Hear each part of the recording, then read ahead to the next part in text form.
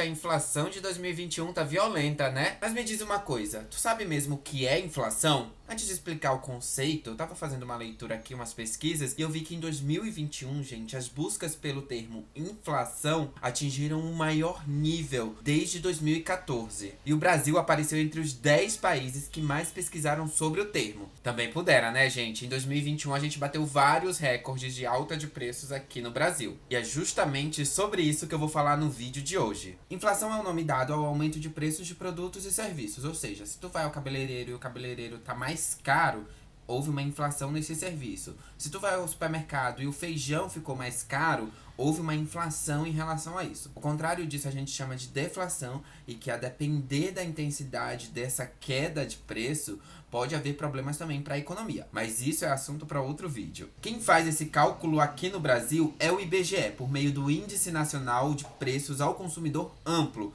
o IPCA, desde 1980. O IBGE também adota o INPC, gente, que é a mesma coisa do IPCA, só que as pesquisas são feitas com famílias que recebem de 1 a 5 salários mínimos, porque o impacto da variação de preços é bem maior nessas famílias que têm uma renda menor. O IPCA, ao contrário, atinge famílias que recebem de 1 a 40 salários mínimos. Vale lembrar que o IPCA é o índice oficial da inflação adotado pelo governo. E esses cálculos mensais permitem que o governo crie políticas econômicas para o país. Uma delas, por exemplo, diz respeito ao estabelecimento da meta de inflação do ano vigente, que vai ser importante para definir o salário mínimo do ano seguinte. A outra diz respeito à alteração na taxa de juros, que é o principal instrumento do Banco Central para controlar a inflação. O propósito do IPCA é medir a variação de preços em produtos e serviços, como arroz, feijão, aluguel, gás, luz, lazer. Encontrando essas variáveis, a gente consegue entender qual é o peso da inflação na renda das famílias. Por exemplo, se o reajuste anual do nosso salário for menor que a inflação,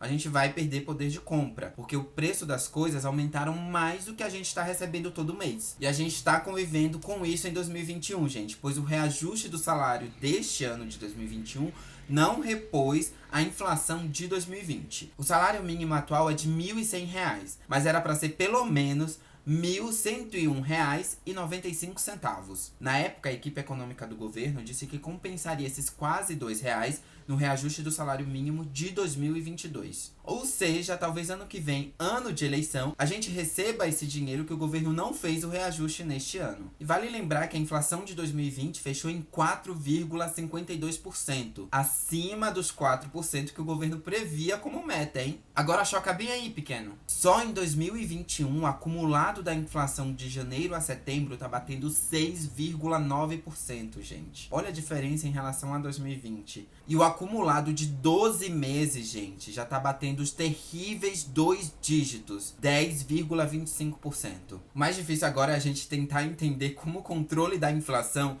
vai terminar no governo Bolsonaro, já que o país precisa ter credibilidade para atrair investimentos. Uma nação política e economicamente estável significa controle da inflação, que por sua vez significa moeda valorizada, o que nos dá mais poder de compra. Mas o que a gente vê atualmente é uma moeda michuruca e a população voltando para o mapa da fome, enquanto uma pequena elite lucra milhões com dólar alto.